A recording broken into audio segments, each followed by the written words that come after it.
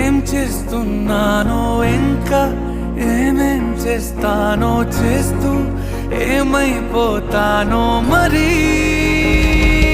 ఎవరెవరో నాకెదురైనా నువ్వు కలిసాకే మొదలైందే మెలకువలో కలలా తోచి మరు జన్మేదో మొదలైందే. భాయ్ తాతయ్య ఎంత టైం పడుతుందని అడుగుతున్నారు.